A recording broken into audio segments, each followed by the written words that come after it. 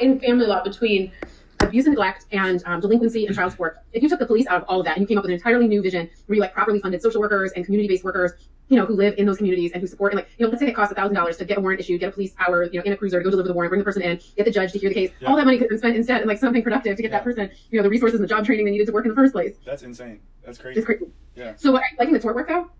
Yeah, you know what? So I think about your class at first semester so much because it's all just negligence stuff and negligence per se, negligence this, and so that's basically everything that we do. I mean, that's all I'm looking at. Yeah, so right. It's like telling people stories.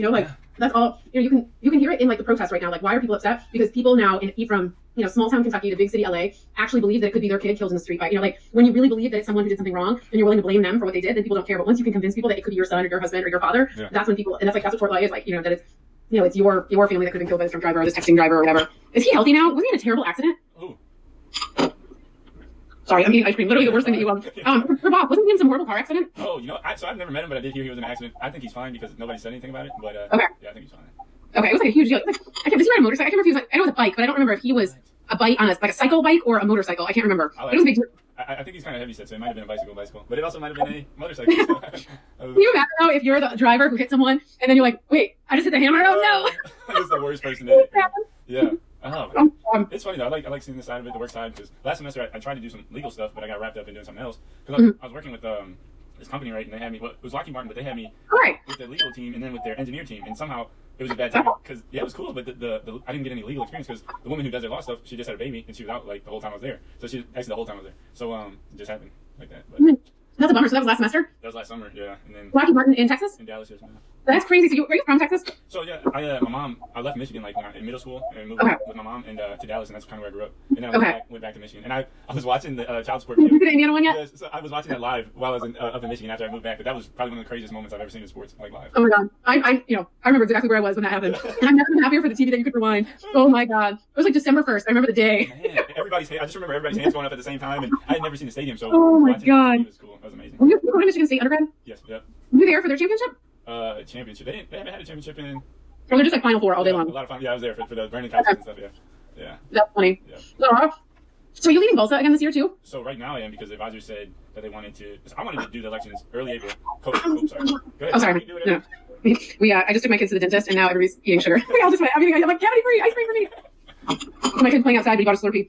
And didn't want to bring Slurpee outside. Too risky. Oh yeah, it's in the middle. But, so not have elections then because of the end of the year? I was going to do it, and then we didn't do it because everything switched, right, to online. We're going to do it early April. And then I was thinking, okay, I'll do it in May. But then people wanted to do it during finals. I'm like, okay, I'm not going to do it during finals. Like, I don't know. I know there's a few people that want to do it, like, immediately, but we're all studying for finals. And even though the bar was just a D-, I mean, that's still got to make sure we get it. Yeah. So unnerving. Yeah, so I was just like, let's do it in May. Well, in that time, the advisors were like, let's just wait till the fall. And so pretty much, and it seemed like, yeah. And then, so I kind of asked for folks' input, and nobody really emailed me back, but the e-board was thinking, like, do it in the fall. So I did. I wanted to do it earlier. So then, we could get people set up, but most people said do it in the fall, so I just went with that. Yeah. I hope we're in person in the fall. Like those kinds of like community-based things are going to be so hard. Like, class is going to be hard enough, but like just like building community is so important. Like it's hard enough for any student to make it through the first year, let alone a student of color, let alone a student of color who's moved from out of town, is brand new to the area. Like to not have the groups and support and like a chance to like walk the halls and like you've got so-and-so, I had so-and-so, let me tell you what you need. Like that doesn't happen on Zoom. I didn't think of that one. You're right now. You're completely isolated on Zoom. Yeah. Like after you've been on call, you need to like leave with your classmates, laugh in the hallways, banter about what just happened in class, and like let it go, shake it off, and let it go. Yeah. I don't know. So for me, 2L, it was an easy transition. I loved online because I roll out of bed and like just jump into class. But I love it. I've actually been way healthier with online. So I'm like, I waste so much time in the car. So I'm like, like a whole extra hour of my life. Like, and I've like made a point of it. I'm like, this hour is mine. That's what I spend in the car. And I'm like, I do an hour of exercise every day ever since I've got like one tank of gas in like 4 months. It's like, there's no point. Exactly. I'm not driving anywhere. I feel like this whole thing, if we manage it right, is so much. It could be so much healthier. Yeah. No, you're right. And I mean, we have the kind of like the technology to do a lot of big things, but I don't know. Let's see, I know. I'm anxious to hear what they decide. I'm supposed to be teaching at the University of Baltimore next year, and the university is in a terrible financial situation. So they basically said publicly that they can't afford to open. Like it takes a lot of money to do what you have to do to get, to comply with the CDC, to have masks and temperature checks or whatever you're gonna have to do. And so they've decided, and like the university is already like they don't have dorms or food halls or anything like that. So already they're more like an online. So they're like, look, this is our moment. We're gonna go online. But the law school doesn't want to do it. And so they're actually talking about like breaking the law school off from the university and like putting it somewhere else. And I'm like, I can't handle any more job security issues. Yeah. But I mean, literally, you're like unanimously like the best teacher. I think anybody across the board, everybody loves you. You're gonna do great. Well, the crazy part is when at first I was like 100%, I'm leaving because I gotta, get near my family and I can't keep doing this. And then, but that was specifically because it was so hostile. Everybody was so angry about online, and I was like, I don't have a thick skin, I can't handle this, and I don't care. Like, I'm not fighting to teach online because I think it's so great. I wanted to stay at UL, and so anyway, I just couldn't handle the adversity, and so I looked for a job and found one. But the crazy part is, I only have a job for a year, and now I don't think anyone would object to letting me stay teaching from Virginia and then just come on campus for faculty meeting, like what I was doing initially in the fall. I think everybody would actually be okay with it. Yeah, so crazy enough, I actually might not even end up leaving because like I'm definitely going next year, but like Baltimore's far. It's 57 miles from my house and Beltway miles, so it's going to be like an hour and a half, to be comfortable of driving just to get there. I'm like, it's only an hour flight to Louisville. I can fly there closer. So I'm not. It's crazy. I might not end up leaving. We'll see. I'm not a big fan of Colin though. If Colin stays, he is not impressing me. Oh gosh. Did you ever meet Susan? I loved her. No, I never met her. I heard great things. She was great. She wasn't perfect either, and especially on like diversity issues. But man, Colin, I don't know. I don't understand it. He just keeps wanting to impress all these conservatives in town and be like buddy with like I don't get it. I don't know what he's trying to do or what he's trying to achieve. But I've been super frustrated with him. So anyway, so how's feeling about like the material? You already had Kamal, right? Yes, ma'am. Yep. Yes, professor. Did you have Marcusson? No, Powell? I had Powell for 2. Is that what you're talking about? Second year? Yeah. Or second part? Yeah, I had Powell. Oh, cool. Okay, good. So you already know all this stuff anyway. You're a pro. Not really. But you've taught me a lot. So basically, I mean, answering questions is like my downfall, right? But it's just like you can understand it when you're hearing it, but then applying it again. Yeah, and applying it organized, right? I think even with my research at my job, like I'll read the cases, but I have so much information in this case here, and bringing it all together is what takes me a long time and gets confusing for me. So I'm working on that. But I know that you always set up a formula and it's really systematic. So definitely want to learn that. Cool. Do you have have you started to put like a organization, like a list or a flow chart together for how to handle the constitutional law questions? So I have and this is real rough. I should have been more prepared today, but I have like eight little things, like 8 steps to kind of go through. I don't know if that's too many, but no, but okay. Okay, so the first is identify fundamental right, equal protection, or both. And good. Second is identify the classification and what it is infringing, or what is it an infringement on. Good, but then take what you just did and make it a have it go the 2 ways. So you've got is it a fundamental right? I can't write. Is it a fundamental right? Is it an equal protection? Oops. And then you've got to have them go 2 different directions. Okay. And so it sounds like you're trying to keep them both going. That's the worst trying. But you get what I mean. But just split those out. Okay. Okay. Yeah, cool. Good. So let's follow just equal protection. So which one do you feel more comfortable with? I don't know. Okay, so let's do the fundamental rights one because I think that's more family law specific. So after you ask that first question, if it's a fundamental right, then what do you do next? So on this, I would, which I don't know if this is right, so I'm maybe skipping a step. So, then I would identify the classification and what it infringes. That's that split. So identify the classification. That would be for your equal protection wing, and then what fundamental right is being infringed. That would be on your right side. Okay, I see what you're saying. The classification. Okay, and then this one is what is being infringed. Okay. So then I would say what the government objective was. Yep. Good. And if it's a fundamental right, what does the government's objective have to be? Strict scrutiny. Okay. Yep. So it has to be a compelling government objective. Yes, and then and narrowly tailored, right? Yep. And so just perfect. So state that just one sentence. This is this fundamental right is governed by strict scrutiny or subject to strict scrutiny standard review. Yeah, exactly. And then here I'm just going to draw it on a paper and hold it up because I think that might actually be easier. But hold on. And thank you for meeting me today too. Oh my god, of course. No, this is great. I've done office hours with like online classes, and it usually ends up just being like crickets. So it's so much better to wait and just use my time when people are actually ready for it. Hold on, let me just draw this out.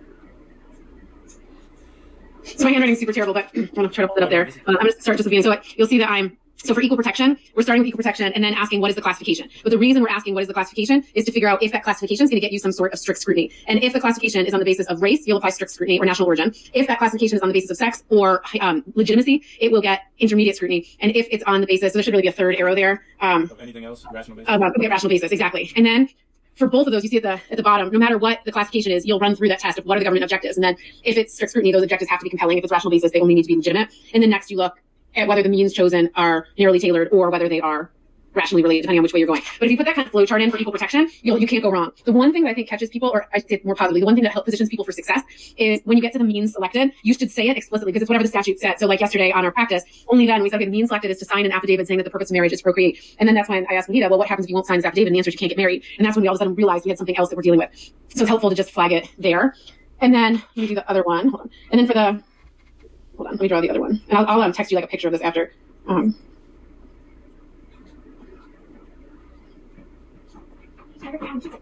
Yes, we are. Okay, and then if you see at the, let me try to position this. Okay, so for the fundamental rights question, the first question we ask is there a fundamental right infringed? And that could be privacy, procreation, marriage, or abortion. And then you'll see I jut off there, and if it's abortion, you kick it over and you use that undue burden standard. If it's any of the other things we studied, marriage, intimacy, procreation, then you stay on that track, and then all roads lead you back to those two questions again at the bottom. It's just so you could get to strict scrutiny either through equal protection with a class, race, or national origin, or you could get there through a fundamental right, and then you would do the same two steps. What were the means chosen? What were the government's interests? But you want to split those two out for exam purposes. And so I would work on like I would love to see, like if you got something like either drawn up, if you're visual or typed up, and send along. And then that's your like template for answering the exam question. And then I would just, the second thing I would do for exam readiness is have that, a case chart or a list of cases ready. So like when you see treating, suggesting that families, that are best structured with kids in the context of marriage, it should immediately take you to Obergefell and like the conservative framing there, but it should also take you to, other reproductive, like Morans and things like that. Okay. All right. I can do that for sure. Cool. And then after, what did you have after? Because the next question that you had was, is it a classification or a fundamental right infringed? So that keeps our fork going. And then what did you have next? Then I had for number 3, I had state the government objective. Good. I had identify the standard with strict scrutiny or whatever. Perfect. Then I had tell if the government objective is, compelling, important, or legitimate. Perfect. Okay, cool. Tell if the statutory means is narrowly tailored, substantially related, I think, or yep. related. And then I had suggest amendments to solve the law, and then 8 is cite cases. Perfect. Yeah. That's great. That's an 8 answer model. And then just make sure at the beginning you realize that you might have to, the only critique I have is right at the beginning when you kept the classification and the fundamental right together. You might need to go through your entire list once for a fundamental right and then the entire series of questions again for a classification if there's both on the exam. Okay. But it'll go quickly if there are. Cool. That's beautiful. You should be really proud of that. That's good. Yeah. So I'm figuring out it's about how many points you can get. That's really helpful. All right. No, and it'll go through the bar too, because there's always some sort of question requiring you to do this kind of constitutional analysis. And my sense is that people are so overwhelmed when they take common law with the volume of stuff that like seeing the clarity of like how to write it up seems so overwhelming because everything you study just seems so murky. So I think it's really helpful to just focus on like 1 or 2 rights like we're doing, and all of a sudden it's so much easier to apply. I agree. Thank you. Yeah, you really, showed me a lot with the test skills. I'm missing that whiteboard so badly. I like drawing that board all day long, like bad stick people. It's killing me not having it. I think you do well with this one, but you crack me up because you're like, you're just dogging it while you're doing it. You're like, this is awful. It's terrible. I don't know why it's so clunky. For the fall, I'm gonna switch to Zoom because someone told me if you switch to Zoom, you can join with a iPad on its own and use the iPad Draw and I'm like, ooh, that sounds good. I might do that. But yeah, that'd be awesome, honestly. So then, so your list is perfect on that. Awesome, sweet, thank you. So the family law question. So valid marriage, we have to say if it's a valid marriage. Yeah, if I don't ask that one every single time. I ask it almost every time. But that's like jurisdiction, marriage, valid marriage. Like those are ones that you'll see one or the other, and it just sort of depends, what it is. Okay. But yeah, so you might have to answer whether it's a valid marriage. Okay. Would that be like if he was married already, or he or she or whoever? Yeah, it would be so small. I can't even remember testing it any time recently. I used to have short answer questions on my exams where I asked some of those smaller things. Okay. But if you saw it, that's where it would be. The most typical first question that I put on the exam is what are the grounds for divorce, fault, and no fault, and defenses. Discuss. Okay. And so then, where, when, and how can they divorce? So that's just fault-based chart, basically? Yep, exactly. And we'll do a little bit more with that. I can't remember what week it is, but there's a little teeny bit about jurisdiction. Like if you decide to divorce and you want to, flee to Ohio first, could you divorce in Ohio or do you have to live there for a while first? So there's a teeny little bit still to do on that, but that's exactly right. So when can you divorce, on what grounds, where can you divorce, and when? And almost always the answer is not yet. Soon, but not yet. Okay. So yeah, I gotta make sure my definitions are good on those. So Okay. You're perfect though. You have the chart. So if I were you, I just start, like if you have access to a printer, just start printing out some of those sources. Like if you got a good grade on it and it's ready to roll, like don't overthink it. Like those points, like they're worth like 5 points. They're tiny point values. Like it's common law, equitable distribution, child support. You should spend your time like really, really perfecting it. For the smaller things like prenups and the grounds for divorce, your chart should have you pretty much ready to roll. Perfect. Okay. And so then on the next one with the how property is divided. So the equity. So I like what you gave us last. I think the class was last night with the. So you're gonna kind of give us a statute and then facts, and we're gonna take that and say under this statutory provision, this legal conclusion, and then we say it like Scott would get won't get the house or whatever. Somebody will get the house. Okay, and then exactly. Okay, and then we just. The only thing to be careful of is make sure you do the full step first, and then you move to the next step. So what I mean by that is, say you have 10 items of property that I've given you, a car, a second car, a bank account, a loan, a house. Do the first step is to pull out all of the separate property from the marital property bucket, and then the next step is to distribute the marital property bucket. Do all of the pulling out, and then do the distribution of the marital bucket as a whole. The biggest mistake that people make on the exams, and I don't know why it happens because we do lots of practice problems, we do lots of run-throughs in class, but there's always someone who gets to the exam and they're like, why don't I just take it piece by piece and let's follow the car through? And but you can't do that because part of that contribution is weighing the relative size of how much they're walking away with in separate property. So you've got it total, like in a perfect world, you'd be able to total it up and say, Scott leaves the marriage with $100,000 of assets and $50,000 of debt, and Susie leaves the marriage with $200,000 of debt, and then you'd see the disparity that way. Okay. So all right. So first take out separate property, then do the marital property, and follow that through. Exactly. I gotta get quicker with it though, but I think I'll be good.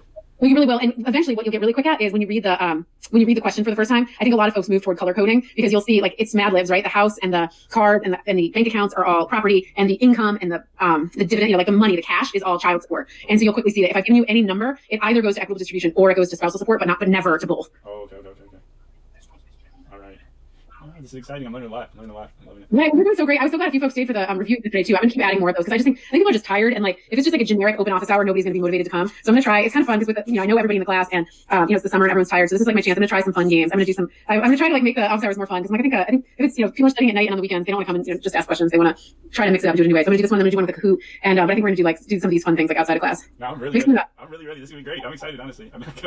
I've worked on it. It's so funny. I thought I was like decently good at online teaching, and now I'm going to all these trainings. I'm like, oh my god, there's so much I don't know. Wow. There's like a whole world out there to make learning like more engaging for people and like to meet people where they are and like get everyone engaged. So it's fun teaching a summer class because I'm like I can have more fun in a summer class and try some new things. Yeah, no, this is okay. If you're not good, this is the best online class I've ever taken. So that's like oh my god, I have a friend who teaches at Howard. He is the best online teacher I've ever seen. He does this thing like this poll everywhere thing where the students are participating. You know, I ask questions, have you guys type it in the chat? Mm-hmm. He somehow it's like wizardry, but you guys text it instead and it populates on the screen. That's so I can say like what we're associated with the women's movement, at the time of Griswold, and you guys would be putting them up, they would just be popping on the screen. And all of a sudden, like you feel like you're in the class, and like it creates a Wordle, and like you can save it, and it's like a word cloud that has your own words. Wow. It's insane. He has all these games like built in where you're just like on your phone, and all you have to do is sign up once, and then you just start texting these things in, and you can do a quick survey, and like I can't even think of a good example. We do child support, and you do a quick survey, and you could have to put in your number, and all your numbers would show up on the screen. And you start to build confidence that you're doing it. I don't know, it's crazy. He is the best professor I've ever seen in my life, and now I'm like, show me your ways. I want to do all this. Yeah, no, you're legitimately awesome already. So anything else is just extra, pretty much. This is great.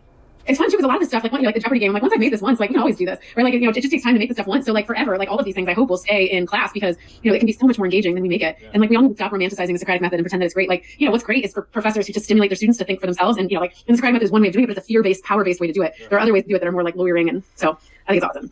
I admire you, and I think I'll speak for a lot of folks. But you think outside the box, and you like can connect things, and that's really impressive. A lot of people, and I'd say even me, kind of straight line. I don't look around too much, and the way you do that is just it's like inspiring almost. Oh, that's awesome. But that's exactly like I just remember law school. I grew up on a farm. Like I know business being in law school. Like I just think anything you can do to make the law like come alive to people, like make them feel like I just think a lot of people feel disempowered. Like once you start, and especially students of color, like once you start studying the law, you're like, oh, I don't know it right, or I don't understand it, or like I've got to just memorize what the Supreme Court said. Well, the Supreme Court's a complete mess, and they say nothing coherent. You have to be like empowered to be like, wait, am I crazy or is this all made up? No, that. Anything you can do to help people like feel empowered to like make it their own and like critique it and like call it out. Like why is this what it is? Like this is a terrible rule. Who came up with this and why? And it's such a more engaging way. Like instead of studying it out from a place of like just memorization or respect that like has to be this way just because it is that way now. Yeah, I remember first semester. I was thinking that I had to memorize all of the cases, right? So it's a week before finals. I tried to reread, or at least skim through all these torts cases, and you're like, no, don't do that. And I'm reading the ordinary first, like you only need this much, and I'm reading like the whole thing. Just a big waste of time. So it's pretty funny. That's what you think, right? Because you're like, well, we read all these cases, so of course I'm going to be tested on these cases. Yeah. And that's where like law school's so screwed up, and that's where like faculty are struggling so much right now. I'm like, what are we going to do if people don't read the book? I'm like, nobody's, like your law practice is not you sitting around and reading a bunch of cases. It's sometimes that, but it's putting stuff together, like you said. And we don't teach people how to do that because we just teach you start at page 1 and read through the end, and by the end you're just going to know the answers. Yeah. But that's not it at all. Like we have to start applying it way quicker. Yeah. So I said I'm teaching a class, the version of the class I'm teaching at Baltimore. I'm teaching 25 students a 7-credit-hour course that is torts and legal writing put together. Like this is my dream class because you can tell that I'm like trying to teach lawyering and trying to teach litigation and maybe trying to teach a little Civ Pro and all this stuff. And now I get 7 credit hours. So all the stuff you learn about research. So instead of me teaching you, about a jurisdictional, like about negligence per se, I can like tie that into you studying statutes and have you go find the craziest statute you can find in your home state regulating anything from like tattoo parlors to like fish sales at a pet store. Or like, and then we can say, okay, like you can use teach that, tie it into torts, tie it into negligence per se. It's awesome. I'm so excited for what that classroom could be like. Yeah, no, they're gonna be 7 credit hours, and also to tie a substantive class into writing so that writing doesn't sit on its own is so cool. Yeah. I mean, they're going to be so well rounded by the end of that because I'm looking now and I'm like, this helps me. School has helped me read these cases and I can find the law and understand the law, put that together. But now I have to make an argument, right? And I guess that's a little bit of lawyering skills. But I have to make an argument. You got to deal with people. You got to negotiate or whatever. You got to talk to different places. You have to draft things. And if you don't do that in class, I mean, it's tough. That's where people get super mad and they're like, what the heck, law school? What did I just pay for? Right? And that's where it becomes like this elitist institution where like you just paid for the privilege of being able to figure it out on your own on trial under fire at your law firm. Yeah. Like it's just like it's crazy how little we actually do to prepare people for the practice of law. And like it's crazy. And you told us 2 things. So I'm gonna be quick. But the first one, when you said you're trying to teach all these different things, I remember a specific example in class when you were talking about joinder, and you even dropped what rule it was. And that went over my head. But then the next year, I'm like, I think I wrote it down. I'm like, okay, this is like rule 20 something of Civ Pro. As you dropped it, I was like, do we need to know that? You're like, you don't need to know that. But and then and what was the second one? We were just talking about something, but dang, I forgot what it was. But it was something else you said in class that made me think of it. That's awesome. But I hope people tell you this every day. We're born to be a lawyer. And like any obstacle you've ever faced in law school is a BS obstacle that has nothing to do with what real lawyering has to do with being able to listen to people, like learn the law, but then take the law and make it work for actual people. Like not just taking it as what it is, but like molding it into what you need it to be. And you are brilliant at those things. You are born to be a lawyer and the legal community needs you desperately. Yeah. And I will be sending you business as soon as you are ready to go. Thank you. That means more than you know, for real. Really. That's awesome. I hope you get to meet. So you've not been able to meet the big dog yet? No, I think I will. Yeah, but I got to drive over to the other thing. I work with Michael Shinara, so him and I. That's my guy too. So when they told me who it was, I'm like, oh, I love that guy because first week of law school, my car does this weird thing. It really wasn't anything, but I thought it was something because it was making a noise by the brake, like a little spring broke or something. But I thought, should I drive it? Should I not? So I posted on Facebook. I'm like, hey, can my car is not working? Can somebody pick me up? No way. 120 people liked it. Only one person commented, and it was Michael. And I was like, I want your thumbs up. I want you to keep giving me a thumbs up to hitchhike to class. Exactly. Oh my god. So it was Michael, and ever since then he's a man to me. So that's cool. He is the best. He's awesome. That's cool. Yeah. So Aw. it's cool. It's a cool office. They're cool. That's awesome. Well, I hope we keep doing this every week. It's just a good way to show, like I said, I official office hours are always a bust, and then they also they stress other people out too, because I tell people I'm having them, then you think you're missing something, but nobody's coming to that. So instead, it was actually great because I said we were talking about you meeting, and then I got like 3 emails after that with people to meet. I'm like, yes, I'm serious. I say it every email, but I actually mean it. Like, let's meet. It's so much better to this is what this is the part that's lost on campus is the sit down in the chair and just like talk it out and figure it out. So yeah, no, I should have been coming more like from the beginning. I've talked to a lot of the kids in our class though, and they really love the class. Seems like, and they really want to do well. So I like the people. I mean, the people are cool. Drew, you introduced me to Drew, and he knows Nate, who I knew because he was in Bolsa. So we talked for a second. He's got an awesome perspective because he said he was in a minority area, grew up, and then he's a police officer. Yeah. And a biracial child. So he was breaking some stuff down to me, and I was like, wow, that's amazing. He's amazing. Nice guy. Seems like a real nice guy. Yeah. I've had the best. My brother is a cop in upstate New York, and he's a white cop in a predominantly black neighborhood. And my brother, he represents everything that is wrong with policing. Like the way he's taught, the way he's trained, the way he disregards the law, the way he has this machismo, masculine, I'm in charge, you better respect. Like anyway, everything. And so I talked to Drew hours about it, and I'm like, he's the first police officer I've ever been able to say like why the heck is it like this? Like I don't, and he really sees it, and he understands it, and he can explain objectively how it is. And I talked to him not long after the George Floyd video had come out, and he said, I didn't even miss a beat, and he was like, any officer who watches that and thinks that it was okay should turn in their badge. I'm like, well, thank you, but if officers would say that, then we wouldn't think the entire police force needs to be defunded. If more people would say, yeah, of course that's wrong, then we wouldn't be so angry. But nobody will say that because they all want to defend their brothers first over. Anyway, he's amazing. I've had some of the best talks with him all year about that, about families, and he has a child from another marriage, and COVID kept him from seeing that child. That's the little things that I wouldn't have even thought of. But he's a police officer. He's in the public every day. He can't protect himself super well, and I haven't talked to him lately, but he's gone months without being able to see the child for not crazy reasons. I get it, but that's horrible. Oh yeah, that's tough. That's really tough. He's great. And then Brian, have you met Brian Fields? Yeah, he's cool. I forgot how I met him, but really nice guy. Really nice. He donated plasma to a guy in North Carolina. There was a news story about it. So he and Susie Marino, do you know Susie? Susie, yeah, she's cool too. He also did it, but she did it for a family member. But Brian Fields, in the beginning of the spring semester, flew all the way to Duke Hospital and donated plasma, an incredibly painful procedure, to a random person there who he happened to be a match with, and in the middle of law school, just for this altruistic, I have this and I can help someone else, so I'm going to. And I'm like, what? It's incredible. It's amazing. And he wouldn't even tell anybody that too. No, I was like, we need to do a news story about it. He's like, it's not a news story. I'm like, oh, well, last year giving their bodily fluids to keep somebody alive. The person was dying of cancer and is alive now thanks to Brian. And he's so humble about it. I'd be telling everyone all over Facebook. Yeah, that's insane. Well, yeah, I mean, yeah, wow. We have a really great group of people though. Exactly. So, and all the best to your brother. I know it's dangerous right now too, and hopefully it changes up or something. But I see how some people with Drew's position it's hard to be the very one person or minority, and maybe not the one person, but you don't want to go against the whole group. It's kind of hard, yeah. No, but that's where change has to come from within, and that's the one structural flaw right now is that all of these movements like Minneapolis and the city council instead of change coming from within, these people now have this this what's the word indignation that someone else again dared tell them what to do. I'm it's so frustrating because I feel it would be we desperately need people on the inside to say enough is enough. Even for totally selfish reasons, I don't want to walk my community, and if people look at me they look at me. I was at the protest in DC last week, and people looked at every law enforcement there with disgust. And I'm that's what should motivate these cops. Is you're brave and you signed up to do something, putting yourself at incredible risk that is totally thankless. But how do you go to bed at night knowing that everyone in your community right now looks at you with disgust? Don't you want to change yourself? To be able to get the respect back that. But I didn't even know all this history of the police departments initially being officially being constructed to police slavery. I didn't know all that. I sort of accepted as normal. Of course every town would have a police department, but we didn't have police departments in colonial Massachusetts, right? We had militias instead. You're right. Yeah, I don't know. That's wild. So, but I hope that I fear that my read of where we are right now is that mainstream America has moved way closer to understanding racial sincerely understanding racial justice issues and being ready to move in that direction. But that police have actually moved deeper in the other direction of feeling indignant and masculine and emasculated and every worse. So that worries me. But hopefully. But I really feel there's real change. When I see people marching in LA, DC, New York, it does not impress me. That you could get people to march in DC any day of the week for anything, right? But marching in rural Kentucky for racial justice, that's incredible. Yeah.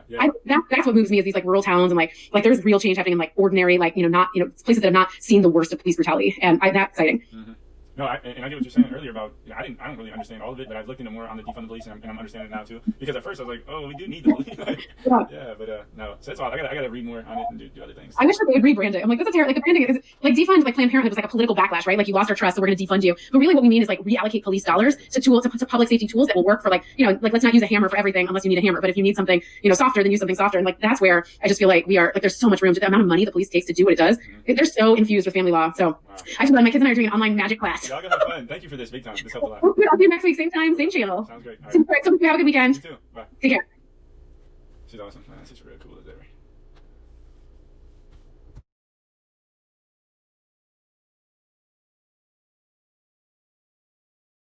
ever.